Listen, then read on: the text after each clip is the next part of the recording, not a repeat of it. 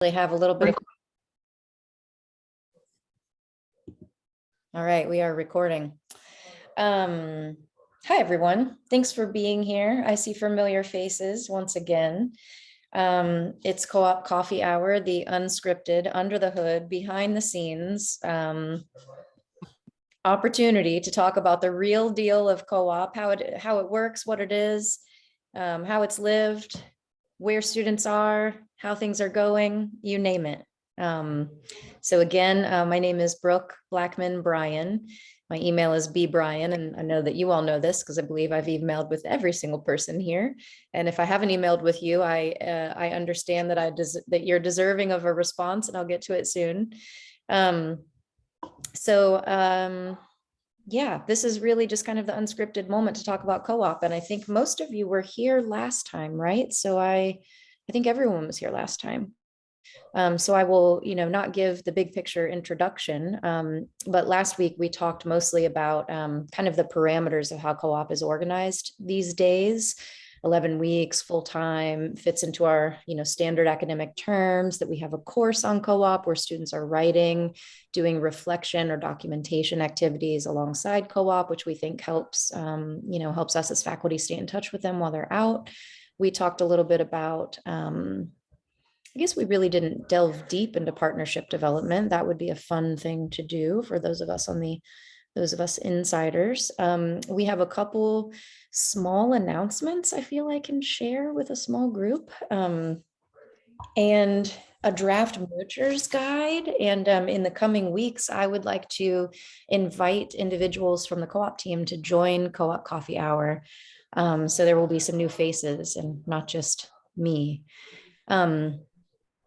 So I have just a couple updates. What do you guys have for me? Do you have questions that are on your radar from last week? Are you in a committee situation in which you have a timeline driven query as to work that can or should be done?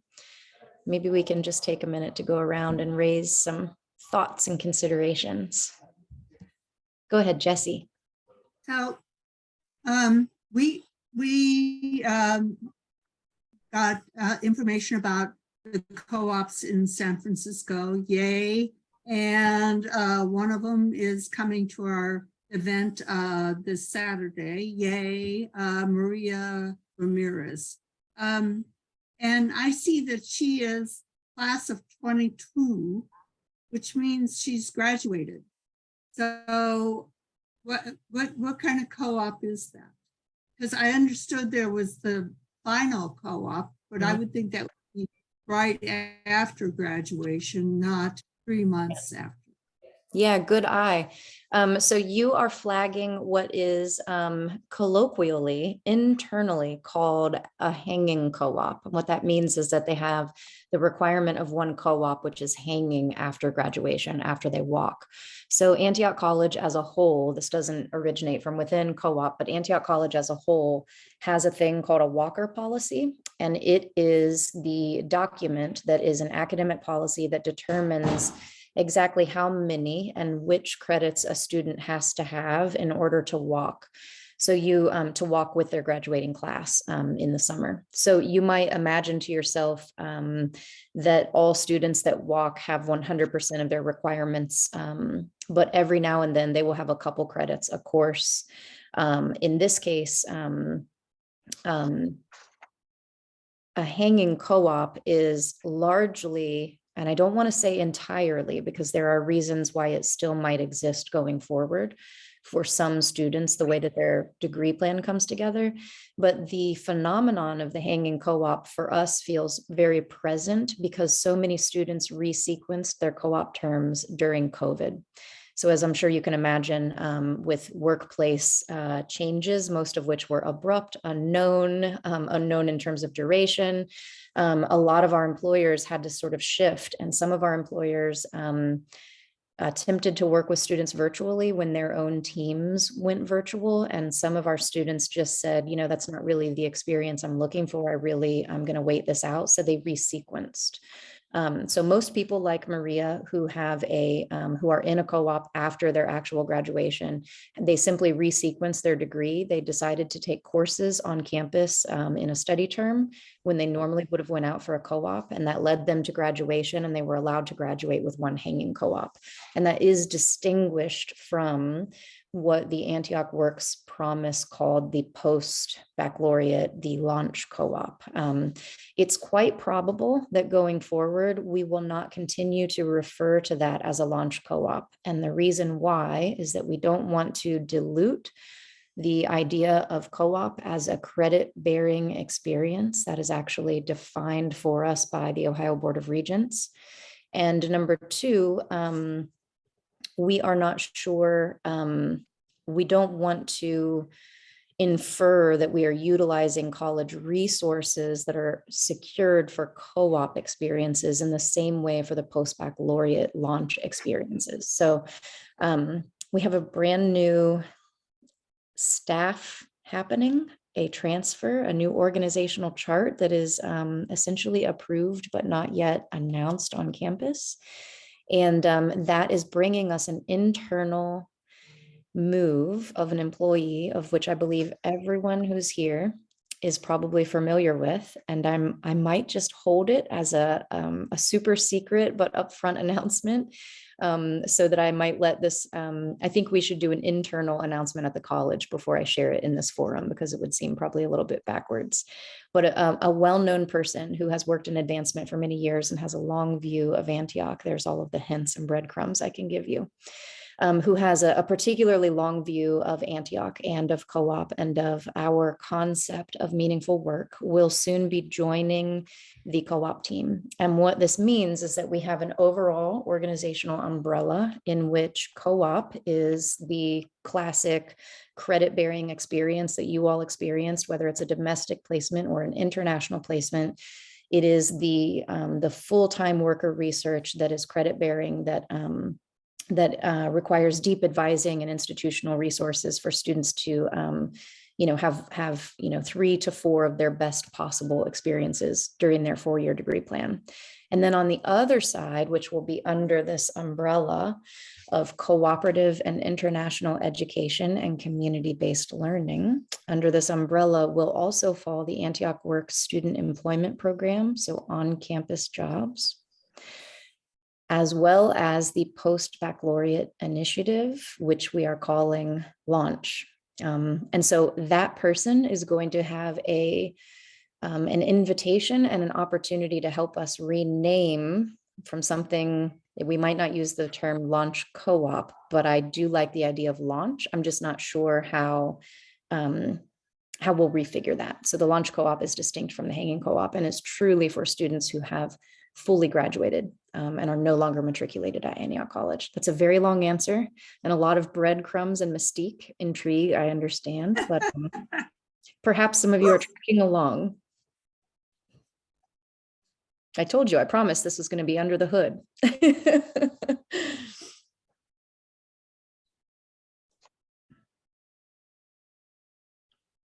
Good eye, Jesse. I'm really glad that that Maria will be able to join you. I think that's quite fantastic.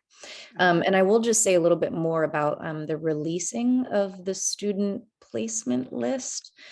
So every quarter we do an internal distribution, and it says for internal distribution only of our student placement. And that really helps faculty see, it helps staff who are oftentimes mentors in other informal, unnamed ways. It really helps everyone be on the same page as to where a student is.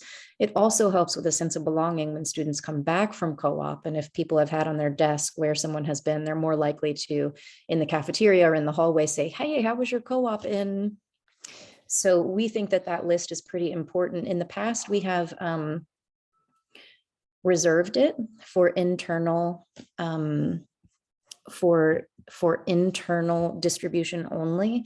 And then last quarter, maybe 2 quarters ago, we released it to the alumni community with first names only. And there's been a lot of internal conversation. And this term, I decided somewhat unilaterally to go ahead and release it with first names and last names. One, because it's impossible for you to connect with a student if you don't know their last name. By definition, our email structure just doesn't allow for, contacting someone. And I realized that we can bottleneck your attempt to reach out as chapter leaders. So we went ahead and advised advancement that we could send it out to chapter leaders so that chapter leaders could take actions to connect with students in their areas, but that probably it shouldn't be released in full, just on broad public. If you send out emails to all members who are active or not active. But I think that you can use your own sort of judgment as to how far you distribute that. Technically, I feel it's protected under it's our registration. So if a student has privacy concerns filed with the college, they will not be on that list. But those who do not have any kind of privacy concerns or FERPA restrictions filed with the college will be on that list. And I think you can use discretion. If you ever have any questions as to who can see that list or how you want to deal with it as alumni, please let me know. But I think I'm pretty comfortable with sharing it with alumni groups. Well, the thing I heard was that the names and positions would go to the chat of the Chapter leaders. chapter where the people are. Yeah. And that's the extent of the distribution. But I also heard that there was a plan to release the whole list, but without names, so people would know where co-op positions were, which I think would be swell, as they used to say. I think that would be very handy. So you received just the names of the people in your area? Yeah. Mm-hmm. Joan, were you going to follow up? I was going to say, because the chapters are very eager to support the co-ops in their neighborhoods. Yeah. Even the students who have privacy concerns should be encouraged to at least contact the chapter leaders. Yeah, agree. I agree with that entirely. And oftentimes we can make those direct introductions.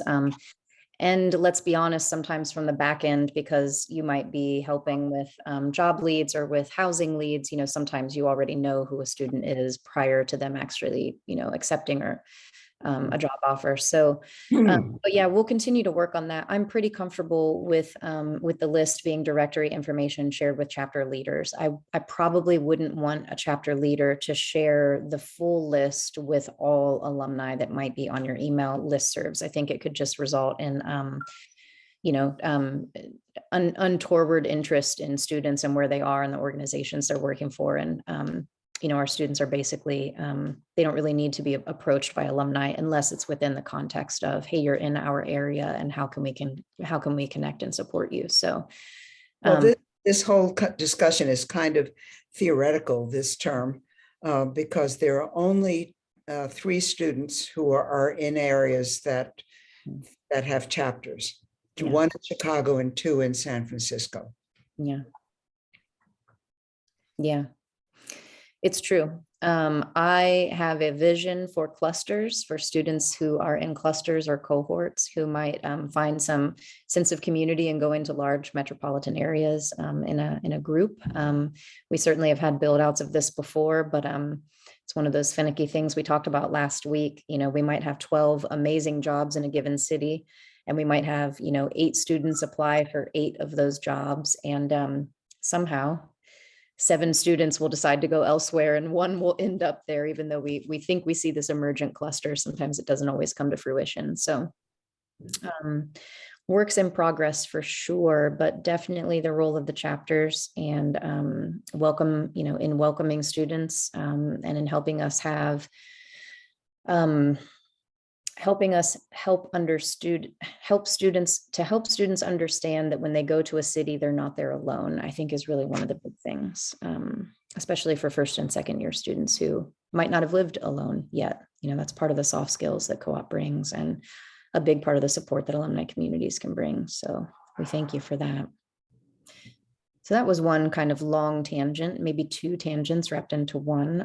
What are some other ideas or thoughts from last week, or what are you wondering about that I might be able to speak to that relates to co-op?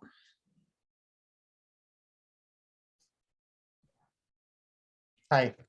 Hi, Um, Mark, Hey, hey, everybody. or Alan. Hey. I'm interested in your feelings or recommendations about, well, for instance, in my situation in New York, there's a few of us who are alumni board members who are on this co-op committee that's kind of been floating.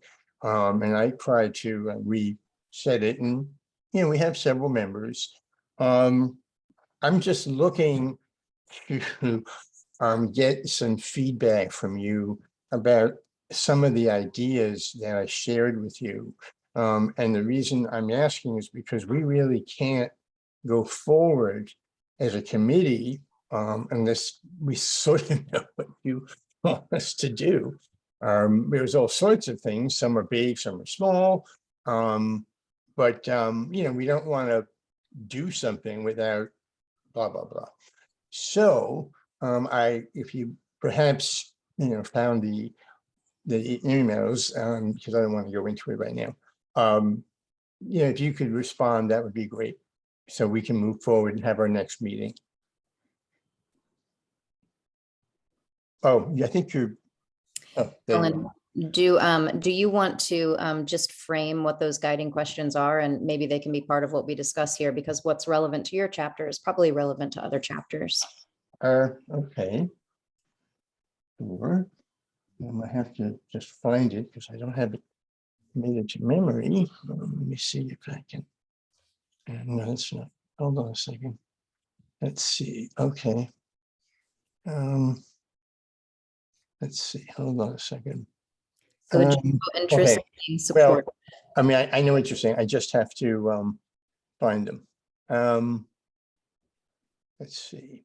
Well, okay, we talked about for instance, Mentoring. serving, should I, okay, Mhm. I'll do this quickly. We offered to serve as mentors to students co-oping in this New York City. And we could restart as we did a few years ago, holding in-person events in which we invited local co-op students to come share their work experience with us and get a free meal. Mhm. We will, let me see here. Funny, there was more things. Well, maybe, Coach's guide. yeah, we did, yes, that's correct. We used to do something like that ourselves, but way we did it was we sent out what was a list of people in that committee. Well, actually, it was more of the core committee of the New York City chapter, and we listed each of us in what we could do, what skills we had. Like some people had, skills in resume writing. Yeah. Some people had skills in presentation. And, I don't recall how that went, but that was something that we did. And, we could certainly do that again. One of the things that I thought would be really interesting, because this is a small group that is here. And again, I know your time is limited, but maybe someone else could do it.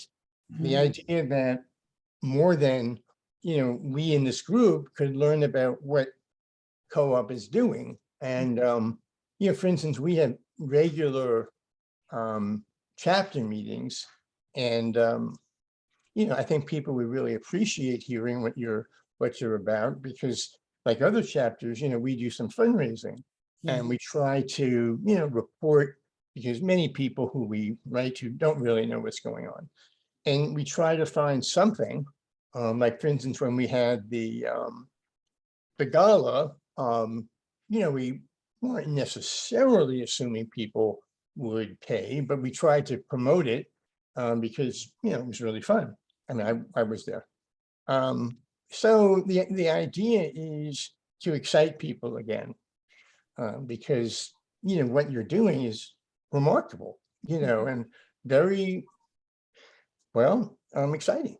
And I think people, so the idea was if the chapter heard a little from you, we could pass that on, or maybe you have a summary of what you're up to, not everything that I know you're doing, we could, use that as a way to, raise money.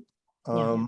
We also have a newsletter that we try to produce fairly regularly, and we could certainly put that in there just Yeah. as a, no fundraising involved, just, hey, guess what, I mean, we promote other events we're doing, but we throw in some news. Yeah. Clarifying question. The newsletter produced by your chapter or the Antiochian newsletter for Oh, all? no, our chapter. Okay, Yes, good to our know. chapter. Yes. Okay. I think I see in the chat, alumni relations, great starting points. Yes, to distribute.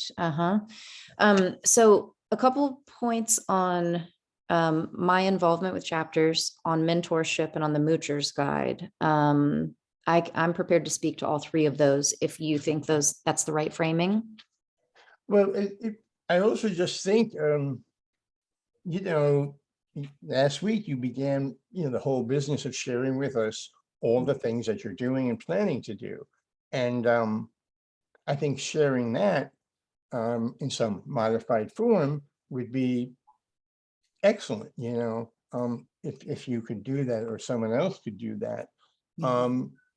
But I think the biggest thing that was kind of like giving us some guidance about what you think would be the best use of us, because we don't want to just, or maybe you agree with what we're doing. Anyway, want to spin your wheels, but that's the thing. We want to know, in this little committee, what should we be working on? Yeah, yeah, absolutely. These are all really great questions, Alan. I appreciate you're raising them. I appreciate the email thread. So it's got me thinking, and where I don't have super crisp answers, I try not to respond off the cuff. So in terms of meeting with chapters, advancement is aware, and I'll just say again, I would love to gather with every chapter sometime during the year. And while of course I would love it to be in an in-person event, my daughter lives in New York City, I would just love to come up and meet with the New York City chapter, as well as just about every other city. But where that's infeasible to plan, I'm happy to do a video introduction for a chapter meeting upon invitation for an overview, a boots on the ground overview of co-op. What is it? How does it work? And does it still look like the thing that you knew? That's something that I can do right here from my desk in Ohio. I can tell you that Tristan got me the recording of your entire talk last week. Great. And I did circulate that to the group. I don't know how much they listened, but I did. I haven't even listened. Oh, well, it's pretty good. But that's good to know. I mean, where a person has a question, that's something I'm definitely willing to meet with chapters. Joan, is your point right to this? Go ahead. Yes. I don't know whether you're aware that we have a chapter leaders meeting on Monday. Okay. This coming Monday. And I was just going to propose that we should offer we should make your offer to the chapter leaders on Monday. And that's with your permission. So are you sure that wasn't canceled? I thought I got a few emails that wasn't happening, and that. No, it was the last one that was canceled, but it was postponed to Monday. Oh, okay. Yes. Well, Yes. Isn't that right, Jesse? Jesse, you're muted. You're muted, but you're agreeing, right? That it's on Monday, this coming Monday. Right. We don't get all the chapter leaders to come, but those that come should hear about your offer, which is wonderful to me. Yeah, and What coordinated. you told us last week was just so eye-opening. Most of us were just kind of dumped into cities. Nobody worried about whether we landed. Nobody worried about where we were going to live. And nobody contacted us during the term. So we were on our own, and some of us survived. Well, there was this ethos that, this is like, we're tough, we're smart, we're resilient, blah, blah, blah, which, all is true. but we were also 17, 18, 19 years Yeah. old. I am fully committed to the legend that, you know, after a student graduates from Antioch, that you can parachute them anywhere in the world, and within a few days they'll have a job and a friend and a place to live and a favorite spot to eat. And yet there are tactical, supportive ways of animating the co-op experience, you know, to help people live towards that legendary goal, rather than just ways where you throw each other to the wolves. So I think we're doing a pretty good job, and I appreciate your feedback, because as you probably know, sometimes when you're in a program with so many moving pieces, it's almost like the forest for the trees. It isn't always immediately obvious to us from the inside that the mechanics are not clear to everyone. And so that you've appreciated hearing the nitty gritty details of the things that we're involved in and things that we think about, I think is a message that we should continue to share. And yes, Joan and Alan, please feel free to share my willingness to speak to each of the chapters in a chapter event. And also please be sure that Tristan is involved in those conversations, so that Tristan and I's forward thinking on how to best engage chapters, and also perhaps to engage those within chapter areas that are not currently engaged, so we can all stay in good keeping with each other. So yes, my offer stands, and I really look forward to those conversations, whether they are virtual or in person, matters not to me. And trust me. Would you things mind said just last resending time. that? I don't mean to interrupt. Jesse, could you resend the, I don't know, whatever it is, the email about Monday? Because I don't know what happened, but could you resend that? You're muted, Jesse. Or maybe just to me, I don't know. Silly me. I definitely will send a reminder and a link. Okay, thank you very much. I do that. Okay, I understand. Great. So Okay. let's touch a little bit on mentorship. Oh, go ahead, Joan. I was just going to say that you can rest assured that the things you told us last time would be of interest to everybody. Great. I'm glad to know. Thank you.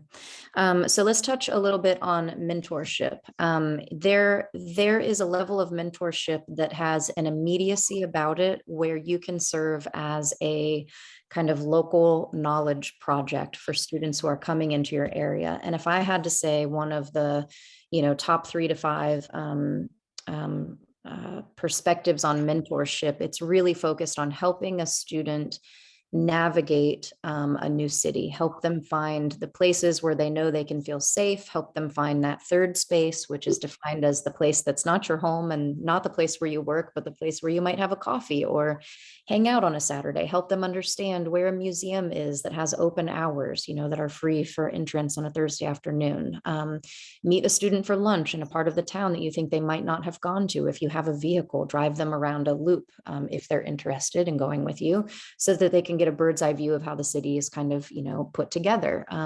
If you are, proficient in public transportation, it's oftentimes some of our students have never navigated public transportation. So having an alumni or a group of alums to spend a Saturday with to understand the bus system, these the immediacy of that level of mentorship that's just helping a student get their feet underneath them in a given area is not to be underestimated. I would much rather see chapters focus on that kind of a welcoming committee, that sense of that humanistic touch point of here, help me help you navigate this new space. I think that's far more important than offering specific skills like resume development or workshop or executive summary support. I think that when a student is on co-op, they're getting on the job supervision. They are working to understand the expectations of their supervisor, sometimes more than one supervisor.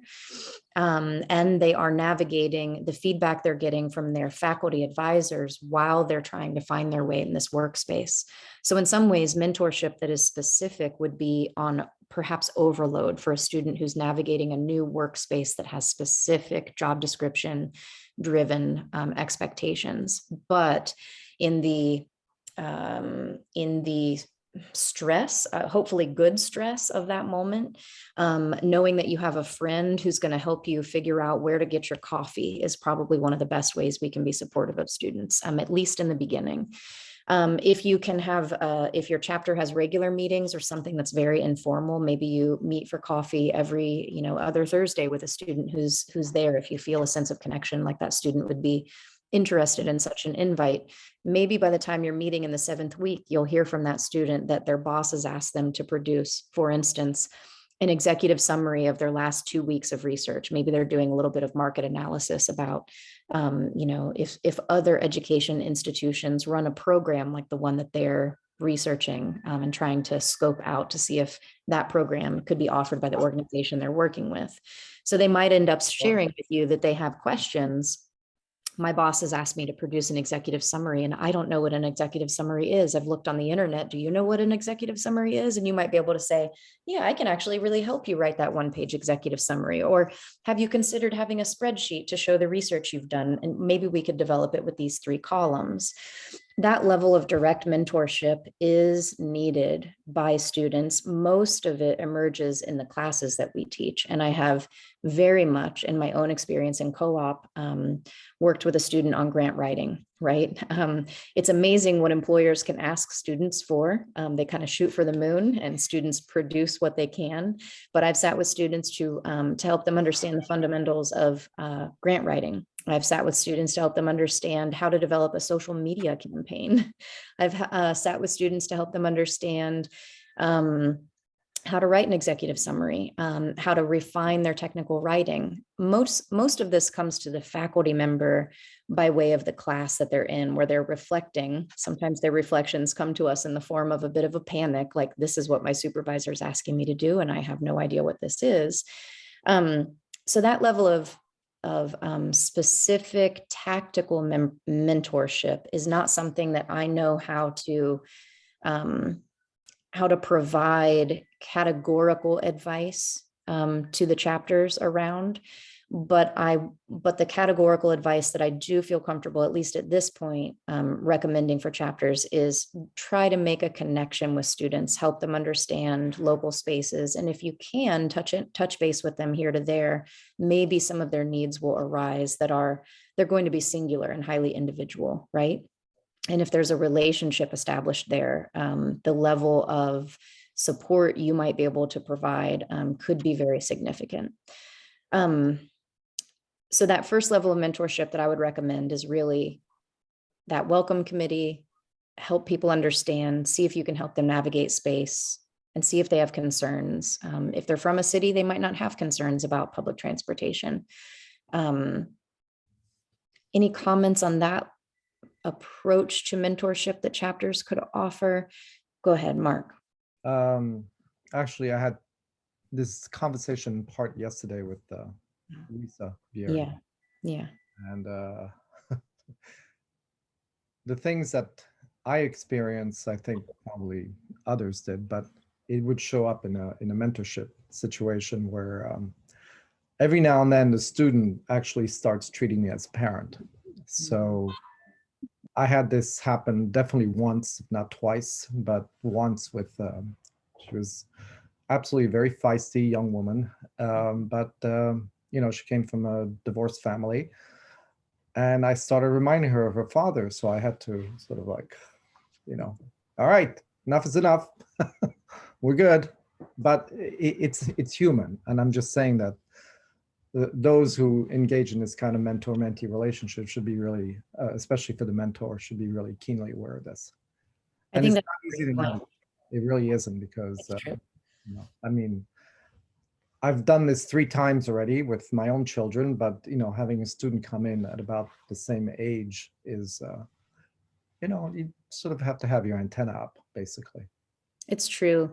And as I mentioned, we've done a little bit of reorganization and structuring that we'll be able to announce soon. And a big part of that is the hope that we can develop more and more deeper, more significant communications with employers around mentorship, meaning we would like to launch a mentorship development program. And that's the same for our co-op employers who are off campus, many of whom alumni, but many of whom are also not alumni. and for our on-campus supervisors. So as I mentioned last week, we are also organizing the on-campus part-time student work. So many of our staff persons across campus are supervising, mentoring students in their part-time 10-hour per week jobs. And so we believe that the person we've recruited to help us fill out our department is going to be a great fit to help us develop a mentoring approach. And so over time, I can't make promises immediately, but I believe that we'll have some guidance and some training as to mentoring this particular generation of students, part of which is establishing boundaries, right? So I appreciate your mentioning that, Mark. And Mark, I might use you as a little bit of an example, if I may. I debriefed with Louisa soon after she talked with you. The other two ways that chapters have always been, that certain members of chapters have always been helpful. One is in actual leads for job development, and two in leads for housing options for students. I actually, ironically, might start with housing, and that is, this can be seen as a categorical, piece of guidance that I think all chapters could work on. Sometimes it's easy to develop a new job opportunity, but it's hard for the student to be able to responsibly accept that offer because they can't find housing. So the more litigious and objectively organized the world becomes in terms of leases, deposits, lease terms, duration, the harder it is to find 11-week nimble opportunities in the world at large. And so having people who will rent a room out of their home to students is a big deal. Having people reach out to their contacts if you don't have space to rent to a student, if you think that you might have contacts broadly who could rent a room to a student, it does not have to be free. Students can pay for their housing, but it is difficult for us to find housing opportunities that are even remotely affordable in expensive metropolitan areas, and B, that don't have terms that are just plain and simply not going to work for a student on an 11-week co-op. They cannot do a year lease. They can't do first month deposit and last month's deposit. So housing is really a crucial piece. And one of the things, I'm going to talk about the Moocher's Guide in just a minute, some draft Moocher Guide ideas that we have. I have talked with alum through the years who have often said, I can't commit to the entire 11 weeks, but a student could stay at my house for 2 weeks. I do have an extra bedroom. Or I've had younger alums say, I think I could let a student couch surf for 2 weeks, but I don't think I could do it beyond that. The problem is that those 2-week offers, we might have students who are comfortable enough with ambiguity to say, yes, I would stay at a few different people's houses over my 11-week co-op, but they never come together, right? It's not 2 weeks here, then 2 weeks here, then 2 weeks here, such that we can reasonably suggest to a student that they have 11 weeks of housing accommodated for. So that is something that chapters could really look at. It is the sine qua non for students. If they don't have housing, they can't come. And we've even had students accept wonderfully compensated jobs with full intent of landing in a city, and something doesn't come together with housing and they end up backing out. And that's anti-Antiochian. And so housing is a huge piece that chapters can help with. We do not, as an institution, this does come down to legalities and liabilities. As an institution, we do not confirm housing for students. They are responsible for understanding their own housing and confirming their own housing. We do, in our co-op prep class, talk to students significantly about safety and things to watch for, questions to ask, and things to try to avoid. For instance, probably don't send a deposit to someone to secure housing that you found on Craigslist that you have no references for. Believe it or not, this has happened. So we work really hard to help students understand how to be safe and how to make good decisions, but the options in the world are too few. So housing. And then back to the job idea. as we know, many jobs that we have as regular occurring offerings have some connection to alumni. Either there is an alum who is an employer who is direct. Philip Brigham is someone that I might mention directly. Roger Ashodian in Philadelphia, Philip in Chicago. These are individuals, both happen to be attorneys. These are individuals who regularly have employed students and paid for their compensation directly out of the budget of their organization. And they believe that the student brings value to their business in such a way that they compensate that student directly. And they tend to be pretty good sports about us offering them recurring applications for review. Sometimes they also get involved in helping a student find housing. There are also people who don't employ students or supervise students directly, but where an alum is maybe a board member or an affiliate with an organization. For instance, Mark's affiliation with previously with the National Holocaust Museum resulted in multiple successful placements of students at what I would say is one of the nation's premier museums and cultural institutions. Students have come back changed from that experience. And I know that Mark has just this week talked to Louisa Beery, one of our co-op faculty who's helping with our Washington, D.C. area opportunities about HARP and the possibility of a different or additional even student opportunity there, which your role, would maybe be increased. So that's a great example of where even organizations that might not fund a student directly based upon they don't have an internship or co-op program, sometimes we have earmarked funds that can support students in positions that normally don't pay. So there's a whole spectrum. There's another way that alumni have helped us with job development that is a little bit further out, a little bit of a long arm between where the student lands, their mentorship and their supervision and the person's job. I think I mentioned this last week, but it bears repeating. For instance, Roger Ashodian is someone I started to work with closely a number of years ago in Philadelphia, and he had hosted a few students. And when I started working in Philadelphia for job development, he tapped into all of his networks and contacts far beyond Antioch, far beyond the chapter, but actually scheduled up, I believe it was something like 18 meetings for me in Center City over a 3-day period. It was all I could do to get to the next meeting. I think I got 3 tickets on my car that weekend. It was, but it was wonderful. And I came home with a number of new job opportunities. And the difference between a cold call, if I am to call the national, if I'm to call the Urban Affairs Coalition or the national offices of the Business Sustainability Network, I can make a phone call that's a cold call. And oftentimes those cold calls can be successful. But if an alum introduces me to an organization and says, I know you don't have a co-op program, but we work together closely. And I'm telling you that co-op is the part that changed my life and made me the colleague that you know I am because we sit on this board together or we're friends. Would you please entertain a co-op faculty just to hear about what the program is and to consider whether a student might be able to jump into your organization a couple times a year. So that's a lot different than a cold call. And those introductions based upon your personal and professional networks oftentimes lead to successful placements. So we talked about mentorship on the level of direct engagement with a student and helping them feel safe and secure and knowledgeable about the new area they have found themselves in, which takes away a lot of the static so that they can focus on norming themselves in the actual workplace.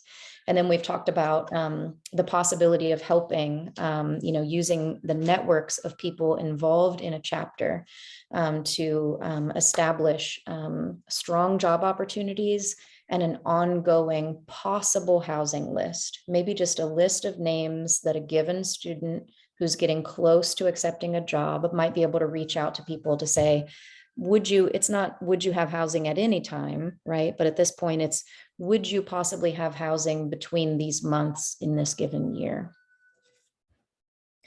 Those are the best ways that I know that chapters can make a significant contribution.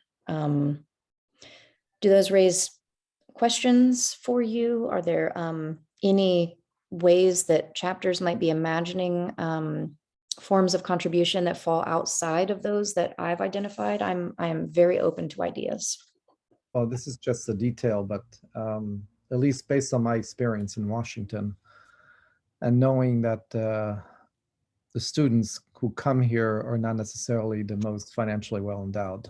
At least with the last one, that the last student, I ended up covering all of her transportation costs because she literally was skipping meals. So it was not a burden on me, but it just brings back this idea that if you come to a city like Washington, or go to New York, or to Boston, or any city with a well-established transit system, the costs are going up, and especially if they find housing outside the city and have to commute in every day, it starts adding up. And you're talking about, in DC, if you're doing this 5 days a week, you can easily be spending $1,000 for your entire internship. So you have to be careful, and Absolutely true. that's something that is not inconsequential. So. It's absolutely true. And I'm so glad you mentioned it. The very first line of programming is that we hope that organizations compensate students.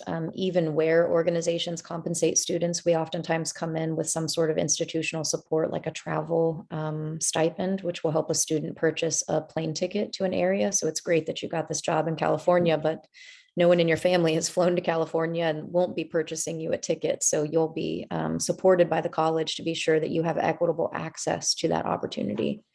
79% of our students right now, as I understand it, are Pell eligible. And the Pell Grant it comes from the federal application for financial aid, right? And the Pell Grant has a spectrum. And what the Pell Grant is designed to do is to understand, based upon a big picture calculation of a family's financial schema, it results in a number on a spectrum, right? So a student can have an expected family contribution of 0 or all the way up to, I don't actually know what it is because I'm not a financial aid professional, though I come through the system myself.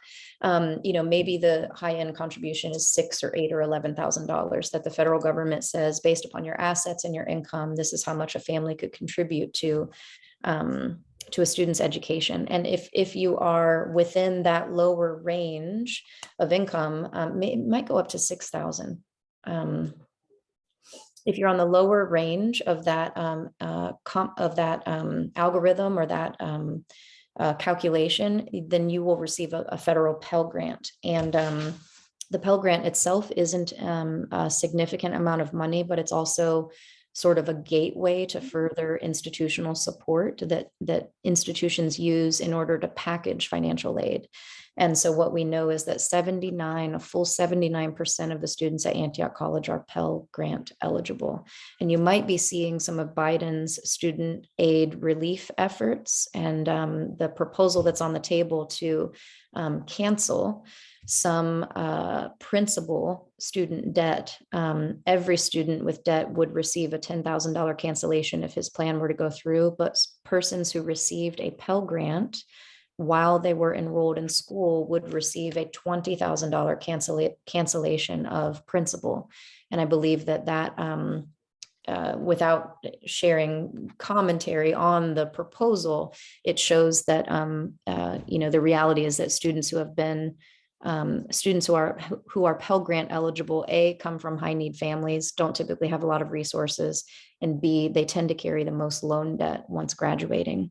So I feel really good about Antioch's overall approach to packaging students who are Pell eligible. Most of our students are receiving basic packages for attendance that do not require them to take out the maximum amount of subsidized and unsubsidized loans. In fact, many of our high need students are not taking out loans at all. I cannot speak to the details or parameters of that because I don't see student packages. Those are questions that can be, directed to admissions and financial aid, where they can speak with more statistical confidence. But I can say that my feeling, as someone who has used financial aid at the high end of what's available through my own schooling, I think that our level of support for high need students at the institutional level of tuition coverage is unparalleled in higher education today.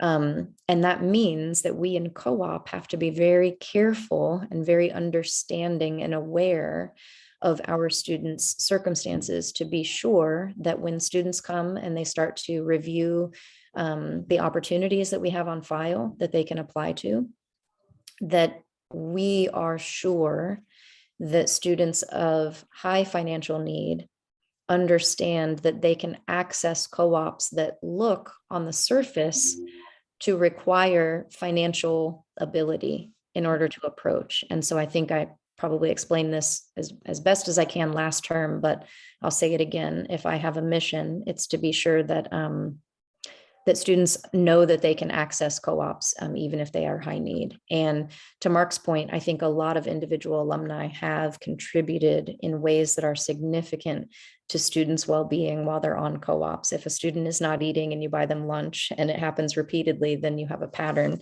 So it's a question of, does the institution need to understand? Do I need to understand? Does the co-op faculty member need to understand that a student appears to not be able to eat? You've bought a couple lunches, maybe you reply back to us and say, I might have a little concern about, food insecurity here. I'm not sure, then we can say, hey, student, how are you doing? How are your finances holding together? There are means that we have to support students through stipends that are grounded in their educational experience. Also, I can't speak for New York, but I don't believe, Alan, you might know more specifically, people in the New York chapter have told me that part of the welcome packet that they offer students upon arrival is an actual bus card or a transportation card that is preloaded with some number of dollars that alumni Yeah, chip. we did do something like that when we organized, an event where we invited people. Yeah. And we had a welcome basket that we handed everybody. We could certainly do that again if we, had a list of how many people are in New York. Yeah, It would probably be very attractive. I think so. It was funny because we had all these extra bagels and and boy, did they want them. So I bet.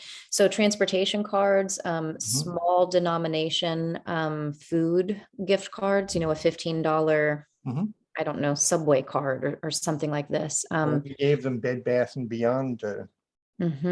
Yeah, those are probably things that chapters can organize that would perhaps come from a group donation. And by offering it within the welcome package, it would probably prevent the possibility of any dependency or direct.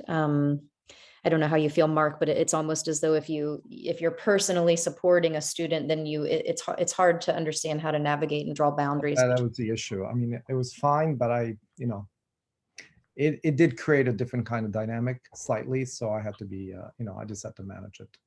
Yeah. Karen was aware of it. So Yeah. since the student was staying with her in any event. But, those are the realities. And I think it's going to be worse now than before the pandemic. So it might actually be a good way of getting the chapters off their duffs and organizing around these very sort of concrete, practical, almost life-saving That's true. issues, because Yeah. there's nothing like creating a nurturing environment for students coming in light of our past experiences, and I know that it makes a huge difference. I mean, Does.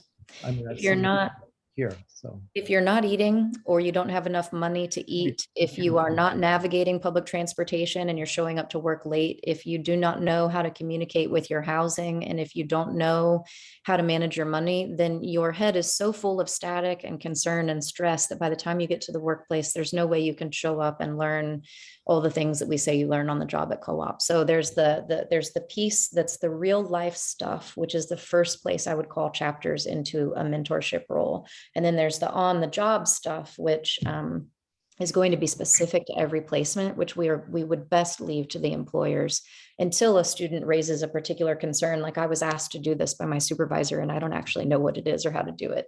Most of that comes to the faculty, but some of it might come to you if you have an individual rapport with a person in your area.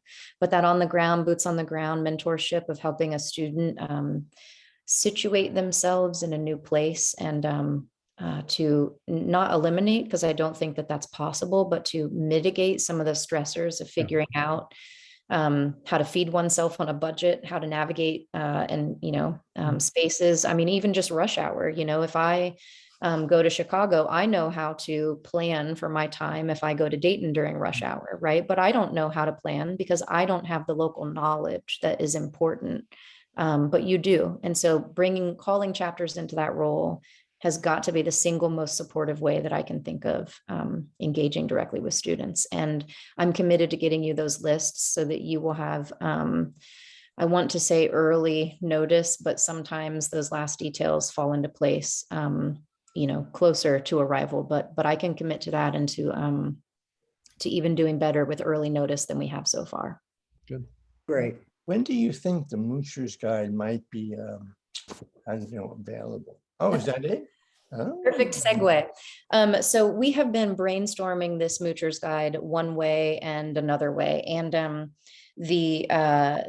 don't pay attention to the graphics here or the fact that it's one particular city. This is a pilot markup guide. In my mind, the Moocher's Guide was, I realize we're out of time, so I'm just can you guys go just a couple minutes over? Okay. In my mind, the Moocher's Guide was like a really thick document with lots of information. And when we got some from Antiochiana, we realized they were like listings of names and phone numbers, right? And so we thought, what would students really, if we were to bring back the Moocher's Guide on a city by city basis where we have strong chapters, what would students really want in that Moocher's Guide? And so this is just a pilot markup, and I'm happy to take your feedback. We could probably speak about this at the next co-op coffee more specifically. So we have a student graphic designer. I think this is maybe a little bit heavy, but the idea is that they're developing a map of each area for each city. And we would want to have a Moocher's Guide for every city where we have, or metropolitan region, I should say, where we have strong chapter activity. That it would include an introduction to the area, probably something about why this area is renowned or what it's known for. There's some listing of local resources, public transit maps, hyperlinks to public transit maps, museums, other destinations that we think students should know, including food places where young folks might want to hang out, maybe districts or boroughs or a particular street where there's something. And then a listing of our ongoing partnership co-ops. We probably wouldn't put in one that was just a one-off, but if there were a co-op that had multiple students, we would list it in this document so that a student could have a sense of what co-ops are on offer there. And then also previews of recent student stories with a hyperlink to the full story on Antioch Engage. So these would be just brief mentions from a student. We talked about this being our newfangled transition document, how we're kind of trying to live the transition plan a little bit differently through the stories on Antioch Engage that are written by students. So some of these links, but more importantly, and this is going to have to come from deep collaboration, probably a naming of the faculty member that is there. And then most importantly, I should say, a listing of people who are involved in the chapter who are willing to put their contact information forward for students to access. This kind of flips the script on chapter leaders reaching out to students coming, and this would give students an early advance notice of the resources in the area such that they might reach out to you sooner than you might know to reach out to them. So an aspiration with a caveat, right? People would have to decide which contact information they would want to share and for how long they might want that contact information there. So this is a digital document. We could edit it and change it, but a question of who's willing to be contacted directly by students. And then other resources that are local. I think this is very much just kind of a pilot. But what I would love to be able to say is this is what this chapter offers. The chapter meets at this location on this time scale. The chapter leader's name is this. when you are an Antioch student who lands in this area, these are the 5 bullet points or the 3 bullet points of support that you can expect. You'll be invited to a welcome meeting. You'll be given a tour of the city, and you'll have a bus card or maybe a couple, food cards. Not huge promises, small promises, but if we can get to the point where we can hone our focus in on what those measures of support would be and then make them replicable. So small promises, small offers that are replicable. So a $25, bus card, maybe if alumni, we can usually guess, like, let's say that we have 4 students a year in New York. So if alumni put in a pool for $100, could we have 4 $25 gift cards that were reserved for the year? So small forms of Really commitment, easy to do. small forms of commitment that are replicable. And I think if we develop a Moocher's guide, naming those forms of commitment, naming a couple people that students could reach out to, and if there were a housing opportunities list within this, it would be phenomenal. It would really be next level. So, Brooke, so you're working to do this for each city? Is that your plan, or? Well, as of right now, we have not reached out to cities to start the discussion at all. We have had an administrative assistant here working with a student graphic designer just to pull some Moocher's guides from the archives to curate some of what we've learned about what chapters have done as forms of support. We're not really trying to invent things as much as we are trying to learn what different areas have done and then to bring it, to curate it into something that might be replicable.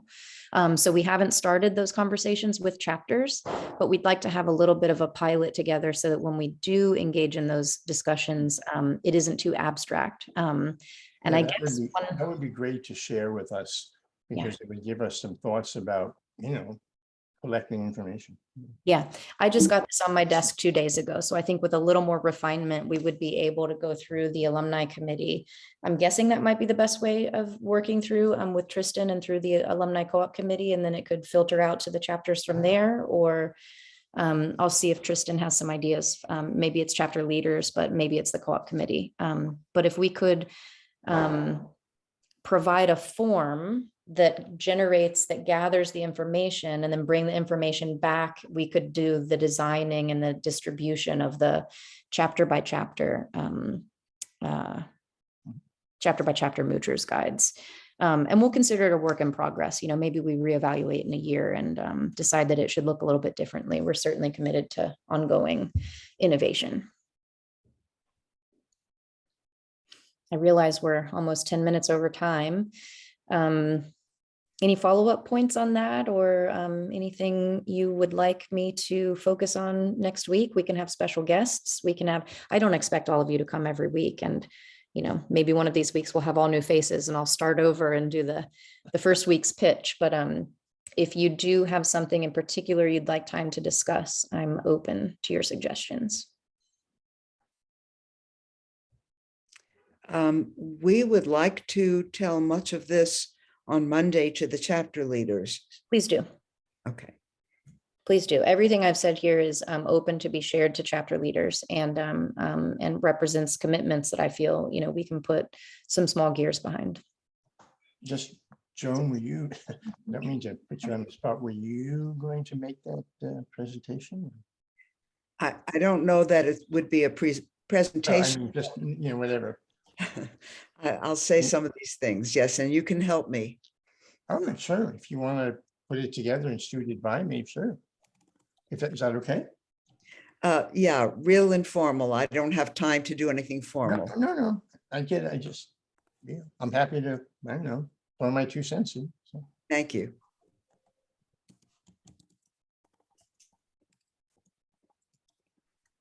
I'll just say that Barry asked a question in the chat in case you can't see the chat. Is it possible to ask students who return from co-op what they wish would have been available? And my response was that we do get a certain amount of anecdotal feedback, but that finding ways to develop a little bit of structure there. The formal feedback we seek from students is related to the employer. Just as we ask an employer to sort of evaluate a student, we ask for the student to evaluate the structure of the position. We have not asked for that in a formal way about their general experience in a city or their level of support from chapters, because we haven't structured any of that yet. But I'm open to ideas, Barry. Keep noodling on that, and we will we'll return to that idea soon. Well, just speaking off the top of my head here, I would think that most of the topics that you covered today and some of the material that'll be in the Muchos guide would address most of the, at least the practical issues that students have. Of course, you have a raft of existential problems that arise. Can and will. And they will, yes. Nature of the beast. Well, maybe we can actually grab the transcript from these couple introductions and actually develop a little chapter guide to how to support co-op students. Maybe there's something to do there too, which would be, you know, facing alumni rather than, whereas the Muchos guide, you know, is meant the audience is students. So you guys are giving me great ideas. I appreciate it. Yeah. Okay, awesome. Well, I hope you all have a wonderful rest of your Thursday. I can't believe it's Thursday already. I have a class later this afternoon called Antioch Seminar, and just enough time to do a little bit of grading before I go in. So thank you all for your time. Appreciate all your ideas and good thinking. Onward. Is the next meeting 2 weeks from today or 1 week? Jeff? I missed it. Alan's question, what was that? Oh, just, is our next noon thing in 2 weeks or next week? We have not scheduled one, but we will. We'll Okay. have some discussion based on attendance, whether we should go kind of with this every other week or once a month, but this will certainly not be the last. Good. And we will send it out and get it to the chapter leadership to disperse. And then we'll also look at how to better publicize it as well. Okay, thank you. Thank you all.